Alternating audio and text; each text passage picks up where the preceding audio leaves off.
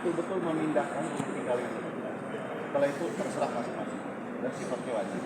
Kalau transmigrasi itu sifatnya sukarela, jadi harus ada keinginan dari masyarakat untuk pindah. Kemudian ada pendampingan dari pemerintah pusat, ada insentif dari pemerintah pusat. Itu yang membedakan baik pekerjaannya, kemudian layanannya, insentif juga kami sudah bicarakan langsung kepada Pak Menko. Nanti misalkan masyarakat ada yang senangnya nelayan melaut, kita siapkan bantuan untuk kapal, sampai juga produksi, terus kemudian juga untuk pembangunan berbagai layarnya, kemudian cold storage dan PPI secara ekosistem ekonomi akan kita bangun. Pak, sejauh ini untuk transmigrasi lokal ini berapa anggaran yang kita gelontorkan untuk di Pulau Rempang, Pak?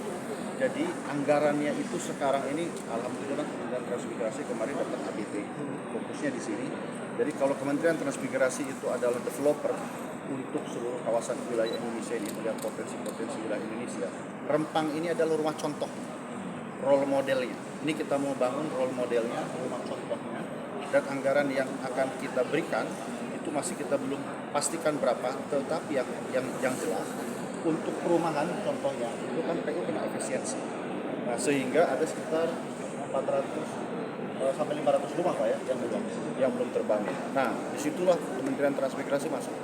Hanya untuk perumahan yang saja kita akan berikan sampai dengan 70 miliar untuk membantu perumahannya. Belum lagi nanti ada tambahan terkait dengan kapal nelayannya, kemudian ada dan sebagainya. Tapi saya sedang kolaborasikan atas izin Pak Menko dengan KKP. Apakah KKP akan ikut kolaborasi di situ?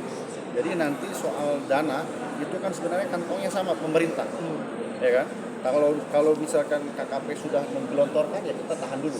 Tapi kalau belum kita keluarkan. Yang jelas rakyat outputnya sama. Pak Menteri, bagaimana transmigrasi memastikan bahwa transmigrasi lokal ini berjalan sukses di Pulau Rempang, sementara untuk pembangunan rumah saja di Tanjung Bandung itu 31 Maret itu deadline-nya udah harus selesai semuanya. Sementara sekarang kan masih berjalan terus, Pak.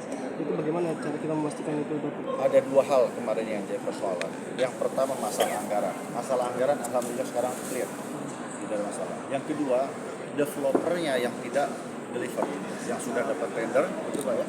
Jadi dari sisi developernya, makanya Pak BB Batam memutuskan akan memutus kontrak Pak ya, dan mengganti developernya supaya ada percepatan.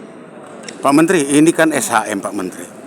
Di Batam ini SHGB Pak Menteri. Jadi yang bersempadan tanah di sana dipetakan di Kementerian Kehutanan, di Kementerian ATR, BPN.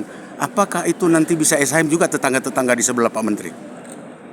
Begini, yang pertama SHGB itu kan secara umum keseluruhan, tetapi ada kekhususan. Betul Pak ya? Jadi mungkin beliau yang akan bisa menjelaskan. Untuk beberapa tempat ya yang bisa dianggap sebagai kebijakan umum pemerintah. Ini namanya sifatnya khusus. Jadi kan kita tadi sampaikan Pak Menko, kita tidak ingin rakyat itu ada pembangunan terus terabaikan. Tapi ini bukan bentuk PTSL itu ya, sertifikasi sistem lengkap itu ya ini, bukan ya? Sebagian ya. Mungkin kami jelaskan Pak. Kaitan dengan itu Pak. Jadi sesuai PP 18 tahun 2021, pemegang HPL ini kan adalah BP Batam di Tanjung Banon ini. Pemegang HPL BP Batam memiliki kewenangan untuk menentukan jika dia ingin mengeluarkan HPL tersebut menjadi hak milik, dan itu yang dilakukan. Jadi ini masih sesuai dengan pasal 12 ayat 3 dari PP 18 tahun 2021. Oke Pak Wamen, oke. Ya. Oke, terima kasih. Pak Menko terakhir, Pak, apakah ada perintah khusus dari Pak Prabowo